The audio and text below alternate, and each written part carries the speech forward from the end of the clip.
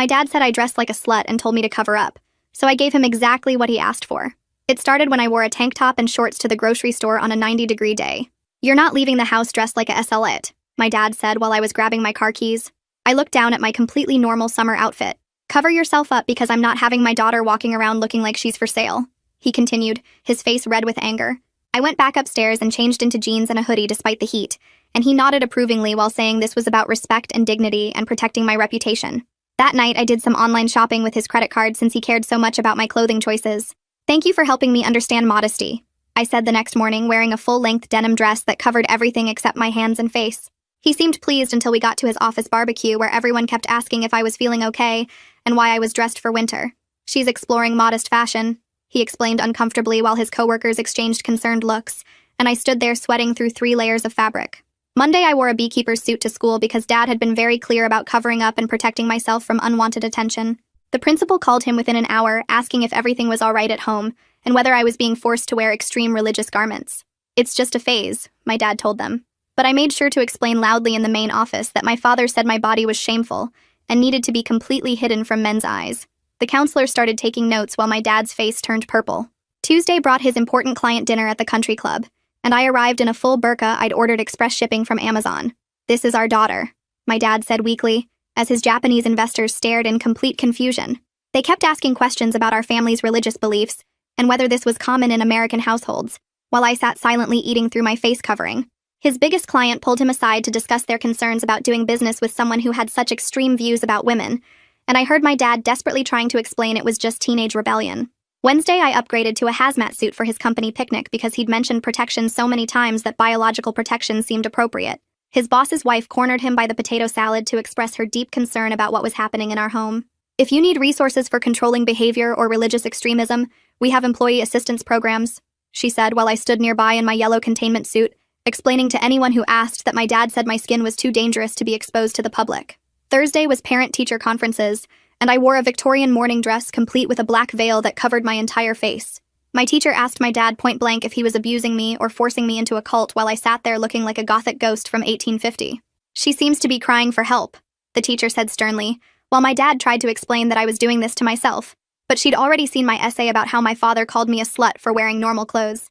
Friday, I went full throttle when I wore a full medieval suit of armor to his promotion announcement dinner because nothing says covered up like actual metal plating. The clanking drew everyone's attention as I walked in, and his regional manager immediately asked why his daughter was dressed like she was going into battle. "My dad says my body is a weapon that needs to be contained," I announced to the entire restaurant, and several people took out their phones to record while my dad tried to disappear into his chair. His promotion was put on hold pending an investigation into his home situation. Saturday morning, the neighbors had organized an intervention after seeing me mow the lawn in a radiation suit all week. "We're concerned about your daughter's well-being," Mrs. Jacobs said, while 6 other concerned parents stood behind her. They'd documented everything with photos and timestamps, creating what they called evidence of escalating abuse. My dad kept insisting I was doing this to spite him, but I maintained perfect innocence and said I was just following his rules about modesty and covering my shameful body. By Sunday, his girlfriend had dumped him via text saying she couldn't date someone who psychologically tortured his daughter. His boss had suggested he take family leave to deal with his issues, and Child Protective Services had opened a case file after receiving 17 different reports from concerned citizens. He sat at the kitchen table with his head in his hands while I stood there in my newest purchase, which was a full deep-sea diving suit complete with brass helmet. "Please stop this," he begged, but I reminded him that he'd said I dressed like a SLet and needed to cover up. "Fine, wear whatever you want," he said in defeat. But then his phone rang and his lawyer's name appeared on the screen. My mom had heard about everything from concerned friends and was filing for emergency custody based on psychological abuse. As he answered the phone, his face went white, and he looked at me with something dark in his eyes that I'd never seen before. "Actually, forget the clothes," he said very quietly. "I have a better idea for how to teach you a lesson." His eyes stayed cold and dark as he set his phone down on the kitchen counter, and I knew right away that whatever this better idea was, it meant something way worse than just clothes. My stomach dropped hard when he walked toward me, and the brass diving helmet suddenly felt way too heavy on my shoulders. I needed to get out of this house right now. He moved past me toward the stairs without saying anything else, and I grabbed my phone from the table with shaking hands inside the thick rubber gloves. I typed as fast as I could to Mom while listening to his footsteps going up the stairs. I told her about his threat and begged her to come get me immediately. She texted back within seconds saying she was already on her way with Shinmon, her lawyer, and told me to stay visible and keep my phone recording. I fumbled with the phone settings through the diving gloves and started recording just as Dad's footsteps came back to the top of the stairs. He came down carrying an old brown suitcase that I recognized from the hall closet, and he dropped it on the kitchen floor with a heavy thud. He announced that I was going to a wilderness camp for troubled teens starting tomorrow morning. He'd already paid the deposit while I was upstairs changing into the diving suit, and they specialized in fixing disrespectful daughters who embarrassed their families. The place was called Redemption Ranch, and it was somewhere in Utah, and they'd already sent someone to pick me up at 5 in the morning. Before I could even process what he was saying, the doorbell rang loud and urgent. Dad's face went from satisfied to confused. As he walked to the door, and through the helmet's small window, I saw Mom standing there with a woman in a business suit and 2 police officers. Mom pushed past Dad and showed the officers a stack of papers while explaining she was here to collect me based on safety concerns. The woman in the suit was Shin Man, and she held up an official-looking document with a court seal. Dad tried to block the doorway and started yelling that this was kidnapping and they couldn't just take his daughter. Shin Mahan stayed completely calm and explained that the emergency custody order gave Mom temporary custody, effective immediately. The 2 officers stood in the doorway making sure nobody got physical while Dad's face turned purple with rage. He kept pointing at me in the diving suit and saying I was the one causing all this drama, but the officers just watched him carefully. Mom told me to go pack my things, and I waddled up the stairs as fast as the heavy suit would let me. I grabbed my school backpack and threw in random clothes from my dresser, my laptop, phone charger, and the folder where I kept all the receipts from my costume purchases. Dad followed us around the house ranting about conspiracy and manipulation while I packed. He kept saying I'd poisoned everyone against him when all I did was follow his own rules about covering up. Mom helped me get the diving helmet off so I could see better, and Dad grabbed it from her hands and threw it against the wall. One of the officers stepped into the house and told Dad to calm down, or they'd have to arrest him. I changed out of the diving suit in my bathroom while Mom stood guard outside the door, and I could hear Dad downstairs still arguing with Shin Man about parental rights. When I came out in normal clothes for the first time in a week, Mom hugged me tight and whispered that everything would be okay now. We walked downstairs where Dad was pacing in the living room while the officers watched him. He tried one more time to stop us from leaving, but Sin Man reminded him that violating the emergency order would result in immediate arrest. Dad stood in the doorway watching as we got into Mom's car, and I saw him kick the doorframe hard as we pulled away. At Mom's apartment that night, we sat at her small kitchen table while Shin Man spread out a bunch of legal documents. She explained that the custody hearing would happen in 2 weeks, and we needed to document absolutely everything. She said Dad's threat about the wilderness camp actually helped our case because those places had terrible reputations for abuse. She'd already filed a motion to prevent him from sending me anywhere without court approval, and she wanted copies of all my costume receipts as evidence. Mom made us tea while Sin Man took photos of everything with her phone, including screenshots of Dad's angry texts that had started coming through. She told me not to respond to any of his messages and to forward everything to her immediately. Monday morning at the school felt weird and normal at the same time.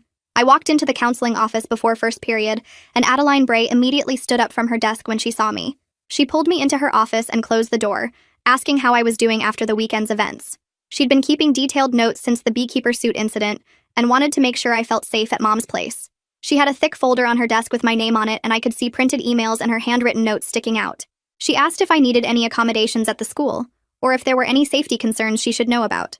Right as I was telling her about the emergency custody order, we heard shouting from the main office. Through the window, I saw Dad at the front desk arguing with the secretary about seeing me. The principal came out of his office and stood between Dad and the hallway to the counseling office. Dad kept saying he had parental rights and they couldn't keep him from his daughter, getting louder with each word. The principal calmly but firmly told him he needed to leave, or they'd call the police, and Dad slammed his hand on the counter. I watched through the office window as 2 security guards appeared and escorted him toward the door while he shouted about lawsuits. He saw me watching through the window and pointed at me, yelling something I couldn't hear through the glass. Adeline Bray immediately called Mom to let her know what happened, then called Jin Man to report the incident. That afternoon, Mom picked me up from the school early because Hosea Tanaka from CPS was coming for our first official interview. He arrived at Mom's apartment carrying a tablet and a thick case file, and he had a kind but serious expression. He sat across from me at the kitchen table and explained that he'd been assigned to investigate the 17 different reports that had been filed. He was thorough but gentle with his questions, asking about everything from the first tank top incident to the diving suit confrontation. He took photos of all my costume receipts, writing down dates and amounts while asking about Dad's specific words and reactions to each outfit. He seemed especially interested in the wilderness camp threat and asked for any documentation about Redemption Ranch that Dad might have mentioned. I pulled out my phone and showed him the wilderness camp website Dad had bookmarked on our shared family computer 3 days ago. Hosea took screenshots of everything, including the part about breaking rebellious spirits through isolation and hard labor. My phone started buzzing with texts from Dad right then, and he kept sending message after message. The first one said he was sorry and just wanted to talk, but then they got angrier, saying I was ruining his life. Mom grabbed my phone and started screenshotting each text as they came in faster and faster.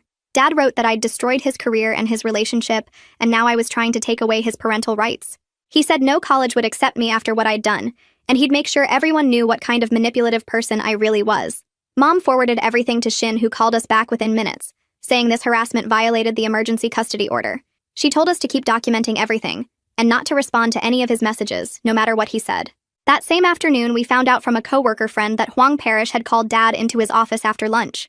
The whole company was talking about how Dad got put on administrative leave while they investigated all the CPS reports that had been filed.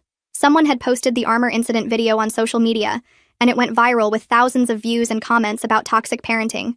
The regional manager was worried about the company's reputation and wanted Dad away from the office until everything got sorted out. Dad's coworker said he left the building carrying a box of his desk stuff and looked completely defeated.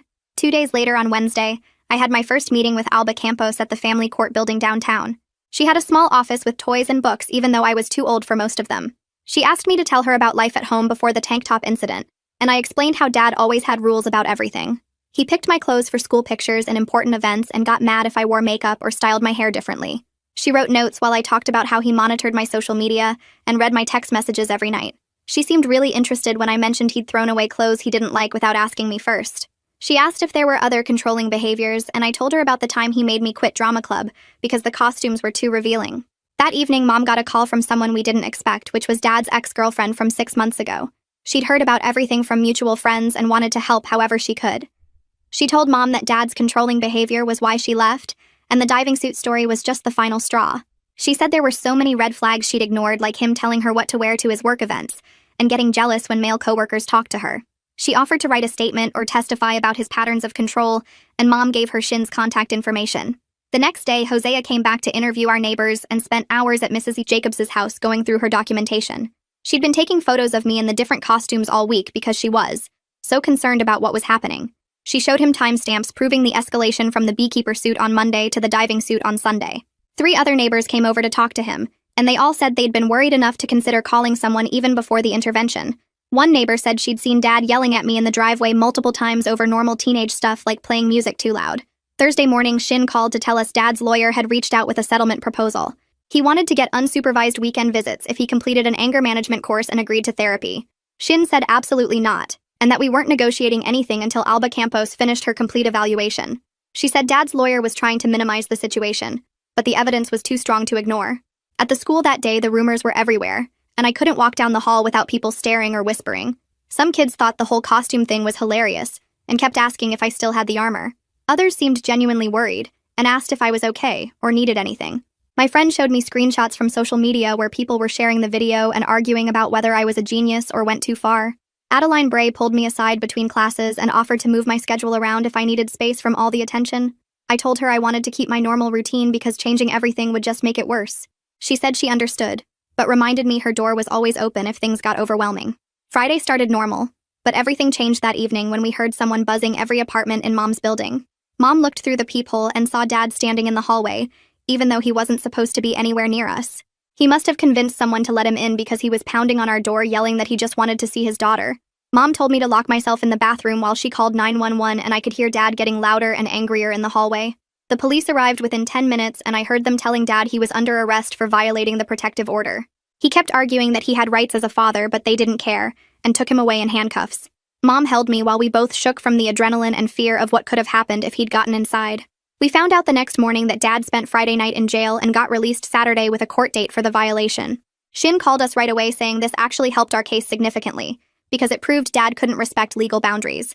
She said judges take protective order violations very seriously, and this would definitely impact the custody decision. The following week, Alba scheduled a second session with me to dig deeper into our family dynamics. She asked about specific incidents and wanted to understand patterns of behavior going back years. I told her about Dad criticizing my appearance constantly, like saying my legs were too fat for shorts or my arms looked flabby in tank tops. She asked how these comments affected me, and I explained that I started wearing baggy clothes to avoid his criticism long before the slut comment. She wanted to know about good memories too, but it was hard to think of times when Dad wasn't trying to control something about my life. Sunday morning, Mom pulled out 3 big photo albums from the storage closet, and we sat on her couch spreading them across the coffee table. She opened the first one to my 5th birthday party, and I pointed at the pink princess dress Dad had picked out, even though I'd wanted the dinosaur costume. Every Halloween photo showed the same pattern, with Dad choosing my outfit while Mom stood quietly in the background. I flipped to Christmas photos where Dad always dressed me in formal dresses for his company parties while other kids wore normal clothes. Mom's hands started shaking when we found pictures from my 8th grade graduation where Dad made me change 3 times before settling on a dress that covered my knees. She kept saying she was sorry and wiping her eyes with tissues while I showed her dance recital photos where Dad had complained my leotard was too tight. The next week, Hosea called to update us about the case and mentioned Dad had enrolled himself in anger management classes at the community center. He said Dad's lawyer was pushing this as proof of taking responsibility, but the CPS investigation wasn't impressed by last-minute efforts. Hosea explained that 17 separate reports plus the arrest for violating the protective order created a pattern that classes couldn't fix overnight. Mom took notes while Hosea went through the timeline of events and said the hearing date was set for 2 weeks away. That same week, we got a letter from Dad's company about their internal investigation closing, with him keeping his job but losing the promotion permanently. The letter said multiple employees had come forward about uncomfortable comments he'd made about women's clothing even before my costume protest started. Dad got moved to a different department with no direct reports and would have to complete sensitivity training before any future advancement opportunities. Mom read the letter twice, then filed it with all the other documents Shin had told us to keep for court. At the school, I had to write a personal essay for English class about a time I stood up for myself, and the words just poured out. I wrote about the tank top and the costumes and how sometimes you have to make yourself impossible to ignore when nobody listens to your regular voice. My teacher read it during class while everyone else worked on grammar exercises, and I saw her eyes get wide at certain parts. After class, she pulled me aside and asked if she could submit it to the district writing contest with a fake name to protect my privacy. I agreed because the winner got a scholarship and we needed money for legal fees that kept adding up every week. Wednesday before the hearing, Alba sent her evaluation to the court recommending supervised visits only with required therapy for Dad. The report was 12 pages long and used terms like narcissistic control patterns and coercive behaviors that went back years before the costume incident. She wrote that Dad showed no real understanding of how his actions affected me and kept blaming everyone else for the consequences. Shin called us excited because Alba's evaluation was exactly what we needed to show the judge this wasn't just teenage rebellion gone wrong. The next day, Dad's lawyer filed a response claiming I was manipulating everyone and that Mom was coaching me to destroy Dad's life. The document said I was a troubled teen seeking attention, and that Mom had poisoned me against Dad to get revenge for their divorce. Shin laughed when she read it and said judges see through this defensive strategy because it just proves the parent won't take any responsibility. She explained that blaming the child usually backfires badly in custody cases, especially with all our documentation backing up my side. The night before court, I couldn't eat dinner and kept pacing around Mom's apartment, checking my phone every few minutes. Mom made hot chocolate, and we sat on the couch while she walked me through what would happen in the courtroom tomorrow. She promised no matter what the judge decided, she wouldn't let me go back to an unsafe situation, even if it meant moving to another state. I finally fell asleep around 2 in the morning with Mom still sitting next to me, rubbing my back like when I was little. Thursday morning, we got to the courthouse early and waited outside the family court entrance with Shin reviewing last-minute details. Dad showed up in an expensive gray suit with his lawyer who looked annoyed about something as they walked toward us. Dad started walking directly at me, but his lawyer grabbed his arm and pulled him back, whispering urgently about making things worse. We all stood there awkwardly until the bailiff opened the courtroom doors and called our case number for the custody hearing. Inside the courtroom, Judge Hood sat behind a tall wooden desk, looking through a stack of papers thick enough to be a phone book. I sat between Mom and Shin at one table, while Dad and his lawyer sat at another table across the aisle from us. The judge asked for a 15-minute recess to finish reviewing all the evidence because there was so much documentation to process. When she came back, Judge Hood started with preliminary questions about the protective order violation, and Dad's lawyer tried to minimize it as a misunderstanding. The judge cut him off and said violating court orders was never a misunderstanding, and moved on to the main custody issues. When my turn came to testify, I walked to the witness chair trying not to shake while the bailiff had me promise to tell the truth. Shin asked me to describe the original incident with the tank top, and I explained everything just like we'd practiced staying calm and factual. Judge Hood leaned forward when I got to the part about Dad's threat of a better idea and asked me to explain exactly what he meant. I told her about the wilderness camp brochure he'd shown me and how those places were known for abusing kids to make them obedient. The judge wrote something down and nodded for Shin to continue with her questions, while Dad shifted in his chair looking uncomfortable about the wilderness camp topic coming up. When it was Dad's turn to testify, his lawyer asked him easy questions first about providing for me and being a concerned parent trying to guide his teenage daughter. Dad sat up straighter and explained how he'd always worked hard to give me everything I needed and just wanted me to have self-respect and dignity in how I presented myself to the world. His lawyer asked about the tank top incident, and Dad said I was exaggerating everything because teenagers do that, and he'd simply asked me to dress more appropriately for a young lady. The judge leaned forward and asked him directly why he used the word slut if he was just concerned about appropriate clothing. Dad's mouth opened and closed a few times before he said he didn't remember using that exact word, and maybe I misunderstood what he meant about dressing modestly. Judge Hood wrote more notes while Dad's face got red, and his lawyer quickly moved to the next question about his relationship history. That's when things got interesting because Dad's ex-girlfriend walked into the courtroom wearing a business suit and looking determined as she took the witness stand. She told the judge about the 6 months they dated and how Dad constantly commented on her outfits, saying her skirts were too short or her shirts too tight for a woman her age. She described how he'd check her phone to see who she was texting and got mad when male coworkers liked her social media posts, even though they were just vacation photos. He'd made her delete several male friends from social media, claiming it was inappropriate for a woman in a relationship to have male friends online. She said leaving him was the hardest, but best decision she ever made because the control got worse over time, not better. When she finished testifying, she looked at me and mouthed that she was sorry she hadn't spoken up sooner before walking out of the courtroom. Next, Adeline from the school took the stand carrying a thick folder that she set on the witness box as she got sworn in by the bailiff. She opened the folder and pulled out dated notes starting from the day I showed up in the beekeeper suit all the way through the diving helmet incident. She'd documented every conversation we had, including my emotional state and the specific things I'd said about Dad's rules and comments about my body. She told Judge Hood in her professional counselor voice that she believed I was crying for help through my costume protest because I didn't know how else to make adults listen. She explained how victims of emotional abuse often use extreme behaviors to signal distress when direct communication fails, and that's exactly what she saw happening with my escalating costume choices. Judge Hood thanked her for the detailed documentation and asked her opinion on my current emotional state and safety needs going forward. Adeline said she believed I needed stability and support away from the source of control while working through the emotional impact of what I'd experienced. After Adeline stepped down, Judge Hood turned to Dad and asked him directly about the wilderness camp he'd threatened to send me to after the diving suit incident. Dad's lawyer tried to object, but the judge said it was directly relevant to determining custody and safety, so Dad had to answer the question. He admitted he'd looked into a program called Redemption Ranch that specialized in troubled teens, but claimed he was just trying to scare me into stopping the costume thing. Judge Hood asked if he'd paid any money to this program, and Dad reluctantly admitted he'd put down a $500 deposit to hold a spot, but hadn't actually planned to send me there. The judge's face got hard as she made extensive notes, and I saw her underline something 3 times on her legal pad, while Dad squirmed in his seat. She asked him if he knew these wilderness programs had been investigated for abuse, and several had been shut down for endangering children.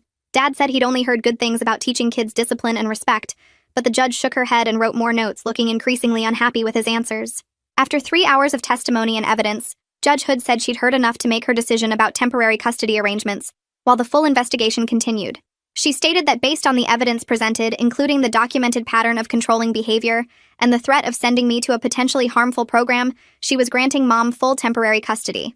Dad would get supervised visitation every other Saturday for 2 hours at a court-approved family center with a social worker present to monitor interactions. He would need to complete anger management classes and at least 6 months of therapy with a court-approved therapist before any unsupervised visitation could even be considered. Dad's lawyer immediately stood up, saying they planned to appeal this decision because it was based on exaggerated claims and misunderstandings about normal parental discipline. Judge Hood's voice got cold as she warned that any further violations of court orders, including attempting contact outside approved channels or any form of harassment, would result in complete termination of parental rights.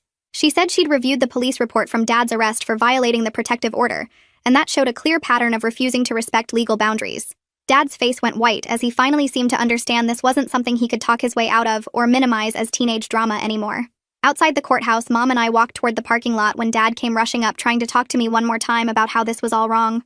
Before he could get close, Hosea stepped between us, holding up his hand and reminding Dad that all communication had to go through official channels now per the judge's order. He told Dad that approaching me violated the custody order and he'd have to document this attempt, which could impact future custody decisions. Dad backed away, looking angry and defeated, while Hosea walked us to Mom's car, making sure Dad didn't try to follow us to the parking lot. That evening, Mom ordered pizza from my favorite place, and we sat on her couch eating in silence for a while, just processing everything that had happened in court. She started crying and apologized for not protecting me sooner, saying she should have seen the signs, but she'd been so focused on avoiding conflict during the divorce. I told her I was just grateful she was here now when I really needed her, and that she'd stood up for me when it mattered most. Friday at the school felt weird, but good because I knew I wouldn't have to go back to Dad's house that afternoon or worry about what mood he'd be in. Adeline pulled me into her office during lunch to check how I was doing after the intense court hearing and all the testimony about my situation. She reminded me that healing from this kind of experience isn't a straight line, and it's normal to have complicated feelings about Dad, even though his behavior was wrong. The weekend at Mom's apartment passed quietly, and I realized while getting dressed Sunday morning that it was the first time in years I'd picked clothes without any anxiety. I put on shorts and a tank top because it was warm outside and walked to the grocery store with Mom to get ingredients for dinner. Nobody said anything mean about my outfit or made me feel ashamed for showing my arms and legs on a hot day like normal people do all the time. 2 weeks later, the family center called to schedule Dad's first supervised visit, and Mom drove me there on a Saturday morning while my stomach felt like it had rocks in it. The building looked like a converted daycare with bright murals on the walls and plastic chairs in the waiting room where other kids sat with their custodial parents looking just as nervous. Dad showed up 5 minutes late wearing a new suit and carrying flowers, which the social worker immediately took away, explaining gifts weren't allowed during supervised visits. We went into a room with toys and books, even though I was way too old for most of them, while the social worker sat in the corner with a clipboard taking notes every few minutes. Dad spent the first hour telling me how much therapy was helping him understand his mistakes and how he'd changed completely in just 2 weeks, which seemed impossible. He kept asking if I missed him and when I could come home, while the social worker wrote faster and reminded him to focus on the present, not future living arrangements. The second hour dragged worse than the first, with Dad trying to get me to talk about school, but I just gave one-word answers and watched the clock above his head tick toward noon. When time was up, he tried to hug me, but I stepped back, and the social worker noted that too before walking us to separate exits so we wouldn't interact in the parking lot. Mom asked how it went on the drive home, and I just shrugged because there wasn't much to say about 2 hours of awkward silence and desperate promises. That Monday, Adeline Bray gave me a therapist's card and said she'd already called to explain my situation so I wouldn't have to start from scratch. The therapist's office was in a converted house with soft chairs and boxes of tissues everywhere, which made sense once we started talking about everything. She asked me to describe what happened with the clothes, but also wanted to know about years before that, which made me realize Dad's control went back way further than I'd thought. We talked about how he picked my friends and activities and always had reasons why certain things weren't appropriate for his daughter to do. Over the next few weeks between therapy sessions, Mom and I figured out how to live together without the constant fighting that happened at Dad's house. She asked what time I wanted to be home instead of telling me, and we negotiated chores based on our schedules, not arbitrary rules about respect. When I wanted to go to a movie with friends, she just asked normal parent questions about who was driving and what time it ended instead of interrogating me about boys. We even disagreed about some things, but she listened to my side and we compromised like regular people instead of her threatening punishments. A month after the custody hearing, Dad's lawyer filed paperwork saying he'd completed anger management and wanted unsupervised visits starting immediately. Judge Hood scheduled a hearing where Dad presented certificates from his classes and letters from his therapist saying he was making excellent progress. She looked through everything carefully, then said 6 months of supervised visits was the minimum before she'd even consider changing the arrangement. Dad's lawyer argued this was punitive, but Judge Hood reminded him that rebuilding trust after calling your teenage daughter a slut takes more than a few anger management sessions. At the school, my English teacher submitted my essay about standing up to control to the district writing competition without telling me until it placed second. She pulled me aside after class saying they wanted me to read it at the awards assembly, but understood if that felt like too much attention. I told her I'd accept the award on stage, but didn't want to read the essay out loud since everyone already knew enough about my family situation. The certificate came with a $50 gift card, and seeing my name on the program next to normal achievement stuff felt weirdly good. Every other Saturday became our new routine, with Dad showing up to the family center trying different approaches to get me to engage with him. Some weeks he brought board games which we'd play in silence while the social worker watched, and other weeks he'd try talking about neutral topics like movies or sports. Slowly he stopped pushing about coming home or changing custody and started actually listening when I mentioned things about school or friends. He even asked follow-up questions that seemed genuine instead of looking for information to use against Mom in court. 3 months after everything started, Mom filed divorce papers citing irreconcilable differences and years of controlling behavior she couldn't ignore anymore. Dad didn't contest it, which surprised everyone, but his lawyer probably told him fighting would make the custody situation worse. The paperwork went through quickly since they'd already been separated and didn't have much shared property to divide. Therapy kept helping me see patterns I'd never noticed, like how I always apologized even when nothing was my fault, or how I'd check with friends multiple times before making any decision. My therapist worked with me on trusting my own judgment and speaking up when something bothered me instead of just going along to avoid conflict. We practiced setting boundaries with role-play scenarios until it started feeling more natural to say no without immediately backing down. When spring came around, I signed up for debate team, partly because Adeline Bray suggested activities where using my voice was the whole point. The coach paired me with experienced debaters who helped me structure arguments and find evidence to support different positions. Adeline stopped by practice one day and said she was proud of how I was turning a painful experience into something constructive. At the end of the school year, Dad's therapist called Mom asking if I'd come to a joint session to work on our relationship with professional support. Mom left it up to me, and after thinking about it for a week, I agreed to try one session to see how it went. Dad actually apologized without any excuses or explanations about how I'd misunderstood or overreacted to his parenting style. He said he let his own fears about protecting me turn into controlling behavior that hurt me, and he was sorry for all of it. The session ended with me feeling weird about his apology, but the therapist said that was normal after everything that happened. Mom picked me up and we drove home without talking much, because there wasn't really anything to say yet. Over the next few weeks, things settled into a routine with supervised visits every other Saturday, while Dad kept going to his own therapy sessions. Mom started staying late at work more often now that she didn't have to manage Dad's schedule and moods anymore. Her boss noticed how much better she was performing and offered her the senior manager position she'd wanted for years. We went to this fancy steakhouse to celebrate, and I wore a blue dress I picked out myself just because I liked how it looked. Mom kept smiling at me across the table and said she was proud of both of us for getting through everything. 6 months passed with Dad following all the court requirements and never missing a therapy appointment or supervised visit. Judge Hood reviewed all the reports from the social workers and Dad's therapist at the review hearing. She decided he'd shown enough progress to try unsupervised Saturday visits, but with strict conditions about pickup times and activities. The first unsupervised visit felt super awkward with just the two of us in his car without a social worker watching. We went to this burger place we used to go to when I was little, and then saw some action movie that didn't require much talking. I wore shorts and a tank top since it was hot and caught him starting to say something about my outfit, but he stopped himself and asked about school instead. Every visit got a little easier, and we found safe topics like movies and homework that didn't bring up the past. My 18th birthday came right before senior year started, and Mom threw a small party with just my close friends at our apartment. Dad wasn't invited, but he sent a card that arrived that morning with a gift card to my favorite clothing store inside. The message just said happy birthday, and love Dad without any weird comments about using it for appropriate clothes or anything controlling. College applications took over my whole fall with essays and deadlines and transcript requests. For my main essay, I wrote about finding your voice when someone tries to silence you, and how sometimes you have to be impossible to ignore. My counselor read it and said it was one of the strongest personal statements she'd seen in her 20 years at the school. I applied to 7 schools but really wanted to get into the state university's pre-law program. The acceptance letter came in March with a partial scholarship that would cover about half the tuition. Mom cried when I showed her, and Dad texted congratulations when I told him during our Saturday lunch. Graduation day was hot and sticky, but I didn't care as I sat with my classmates waiting to walk across the stage. Mom sat in the 3rd row with her new boyfriend she'd started dating a few months earlier. Dad sat several rows behind them, respecting the boundaries we'd all agreed on with the therapist. When they called my name, I heard both of them cheering just as loud as each other, and it felt like real pride instead of ownership or control. After the ceremony, we took separate pictures, and Dad gave me a graduation card with a check inside before leaving, so Mom could have her time. Packing for college meant going through everything in my room, including the closet where I'd stored all the costumes from that crazy week. The hazmat suit and diving helmet were still in their boxes, and I decided to donate them to the community theater downtown. They were thrilled to get authentic-looking costumes for their prop department and didn't ask why I had them. I kept one of the modest dresses, though, the long denim one I'd worn to Dad's office barbecue that started everything. Sometimes you need reminders of how far you've come and how you found your voice when someone tried to take it away. The dress hangs in the back of my dorm room closet now, and every time I see it, I remember that week when I made myself impossible to ignore. Dad and I still have Saturday lunches when I'm home from the school, and he's never commented on my clothes again.